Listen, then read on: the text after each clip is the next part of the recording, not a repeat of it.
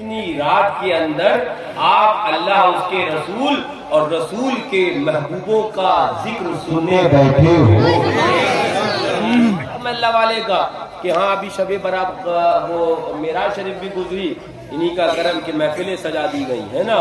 تمہیں اپنے جو اسلامی تہوار ہے ان کو اسلامی ڈھنگ سے ادا کرنے کا سلیقہ بتا دیا۔ کرم اس آستانے کا ہے، یہ فیض اس آستانے کا۔ لیکن بات میں تھوڑی آگے کرنے لگا، شان دیکھو آج کی رات جو سبحان اللہ سیدنا سرکار سراج السالکین ہے، تاج العارفین، سردار التابعین، حضرت سیدنا سرکار ویسے قرنی رضی اللہ سبحان اللہ۔ یہاں بڑا نام ہے، بڑی شخصیت ہے، بڑا عظیم رتبہ ہے سرکار سیدنا ویسے قرنی رضی اللہ تعالی عنہ کا۔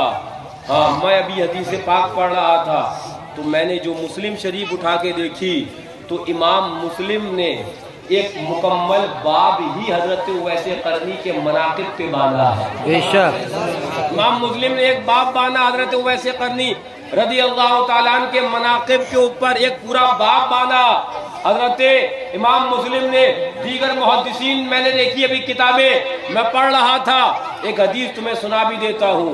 حضرت سیدنا سرکار عمر ابن خطاب یعنی کہ فاروق اعظم رضی اللہ تعالیٰ عنہ سے مروی ہے، عن عمر رضی اللہ تعالیٰ عنہ قال سمعت رسول اللہ صلی اللہ علیہ وسلم ان خیر التابعین رجل، ذرا زور سے بولو سبحان اللہ۔ حضرت فاروق اعظم فرماتے ہیں میں نے آقا سے سنا کہ تابعین میں ایک شخص وہ ہے جو خیر التابعین ہے، تابعین میں سب سے بہتر ہے، تابعین میں سب سے بہتر ہے۔ توجہ، ہمیں لقب یہ دے، ہمیں لقب وہ دے اور علماء کو لقب یہ دے وہ دے۔ حضرت ویسے قرنی کی شان یہ ہے کہ انہیں لقب خیر التابعین کا حضور دے رہے ہیں،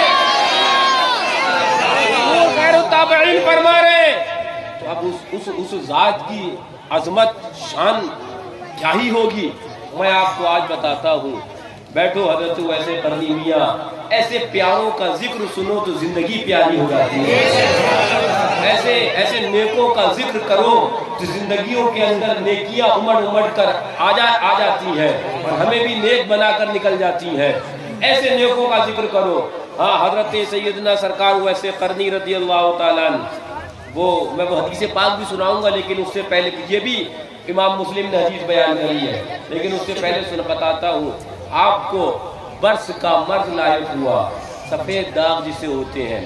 حضرت ویسے قرنی رضی اللہ تعالیٰ عنہ کو سفید داغ ہوئے، برس کا مرض ہوا، بارگاہ مولا میں دعا کری، مولا تیرے حبیب کا واسطہ یہ سفید داغ، یہ برس والی بیماری مجھ سے چلی جائے، لیکن ایک انڈے کے برابر حصہ مولا سفید داغ کا میرے جسم پر چھوڑ دینا، اس لیے کہ جب وہ اس داغ کو دیکھے گا ویس تو وہ رب کی رحمتوں اور محبوب خدا کی محبتوں کے اندر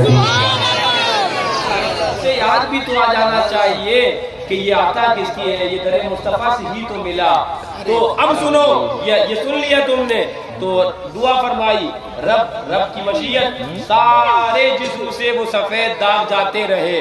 وہی جو حضرت ویسے قرنی نے فرمایا تھا، دعا فرمائی تھی کہ ایک انڈے کے برابر اتنا ایک داغ باقی رہے، تاکہ جب اس داغ کو دیکھوں تو مولا تیری رحمت بھی یاد آئے اور تیرے محبوب کا کرم بھی یاد آئے۔ وہ ایک داغ بچا رہ گیا۔ آقا اب توجہ سنو، حضرت امام مسلم نے جو حدیث نقل فرمائی مسلم شریف کے اندر، ہاں جو صحیح ستہ کے اندر مرتبہ ثانیہ پر ہے، حضرت امام مسلم کی کتاب مسلم شریف، اس کے اندر فرماتے ہیں کہ عمر فاروق اعظم رضی اللہ تعالیٰ عنہ کے پاس جب کوئی بھی قافلہ شام سے آتا یا یمن سے آتا، کوئی بھی قافلہ یمن سے آتا تو قافلے والوں کو پوچھتے، حضرت اپنی دور خلافت میں فاروق اعظم رضی اللہ تعالیٰ عنہ جب کوئی قافلہ یمن سے آتا تو پوچھتے یہ بتاؤ یمن سے آئے ہو؟ وہ کہتے جی حضور یمن سے آئے ہیں۔ کہا یہ بتاؤ تم میں کوئی اویس ابن عامر بھی ہے؟ کوئی تم میں اویس ابن عامر بھی ہے؟ بولے یہ فاروق اعظم کی تمنا تھی، جو کوئی قافلہ آتا قافلے والوں کو بلاتے کہتے کہ تم میں کوئی اویس بن عامر بھی ہے، وہ لوگ انکار کر دیتے۔ پھر فاروق اعظم اپنے معاملات دینیا کے اندر مصروف، پھر کبھی قافلہ آتا پوچھتے کہ تم میں کوئی اویس بھی ہے؟ تو ایک بار قافلہ آیا تو حضرت فاروق اعظم کی عادت پوچھا کہ تم میں کوئی اویس بن عامر شخص ہے؟ تو ایک سر جھکایا ہوا، کپڑے پھٹے ہوئے، عجیب دیوانہ تھا لیکن عجیب چہرے سے نور برس رہا، ایک عجیب دیوانہ پیچھے کھڑا تھا، سر جھکائے، چاہتا تو نہ تھا کہ اظہار ہو جائے، لیکن امیر المومنین فاروق اعظم نے جب آواز دی، اور چونکہ وہ تو امیر المومنین تھے کہ تم میں کوئی اویس بن عامر شخص ہے، تو سر جھکائے ہوئے تین لوگوں کو ہٹاتے ہوئے ایک شخص دیوانے آگے آئے سر جھکائے ہوئے، بولے حضور مجھے کو اویس بن عامر کہا، مجھے اویس بن عامر کہتے ہیں۔ فاروق اعظم نے اب وہ نشانیاں پوچھنا شروع کر دی جو فاروق اعظم کو ان کے آقا حضور نے بتائی تھی۔ فاروق اعظم نے پوچھا اچھا تم اویس بن عامر ہو؟ اب الفاظ سنو حدیث کے، من قرن ومن مراد، کیا تم قرن سے ہو، یمن کے قرن سے ہو اور قبیلہ مراد کے ہو؟ تو پھر سر جھکایا، چاہتا تو نہیں ہوں حضور بتانا، پوچھتے ہیں ہاں تو قرن کے قبیلے مراد ہی سے ہوں۔ کہا کیا کوئی والدہ تمہاری ہے، کوئی ماں ہے تمہاری؟ کہا ایک ماں ہے میری۔ کہا تمہارے جسم پر برس کا مرض ہو گیا تھا، تم نے دعا کری تھی اور مولا نے وہ تمہارا مرض برس کا دور کر دیا تھا، تم نے یہ کہا تھا ایک داغ باقی رہے تاکہ جب اسے دیکھوں تو مجھے خدا اور محبوب خدا کی یاد آ جائے، ان کا کرم یاد آ جائے۔ کہا ہاں حضور وہ ایسے ہی معاملہ ہے، داغ جب کھول رہے ہیں تو یہ بھی کھولی کیجیے۔ کہا ہاں تو وہ داغ ذرا دکھاؤ۔ فاروق اعظم کہتے ہیں آگے بڑے، وہ داغ دکھایا۔ اب فاروق اعظم رضی اللہ تعالیٰ عنہ مکمل جماعت مومنین جو وہاں موجود تھی ان سے خطاب فرماتے ہیں، جانتے ہو میں نے یہ کیوں پوچھا، جانتے ہو میں نے یہ سوالات کیوں کرے؟ فاروق اعظم بتاتے ہیں مجھے میرے آقا نے کہا تھا اے عمر تمہارے پاس یمن سے جب وہ قافلے آئے تو ایک روز یہ قافلے میں میرا عاشق اویس بھی آ جائے گا۔ اے عمر ایک روز میرا عاشق اویس آئے گا تمہارے پاس، اور آقا نے نشانیاں بتائیں۔ اے عمر وہ قرن کا رہنے والا ہوگا، قبیلہ مراد کا ہوگا۔ اے عمر اس کی ایک والدہ، بس وہی والدہ اس کی دنیا ہوگی، باقی اس کی کوئی دنیا نہیں ہوگی۔ اس کی ماں اس کی دنیا ہوگی، کوئی دنیا نہیں اس کی ایک والدہ ہوگی۔ اور آقا نے بتایا اس کے جسم پر ایک سفید داغ بس کر ایک دھبا ہوگا، اور سارے جسم سے تو نشان گیا ہوگا لیکن ایک دھبا جو اس نے خود ہی رکایا ہوگا وہ رکا ہوگا۔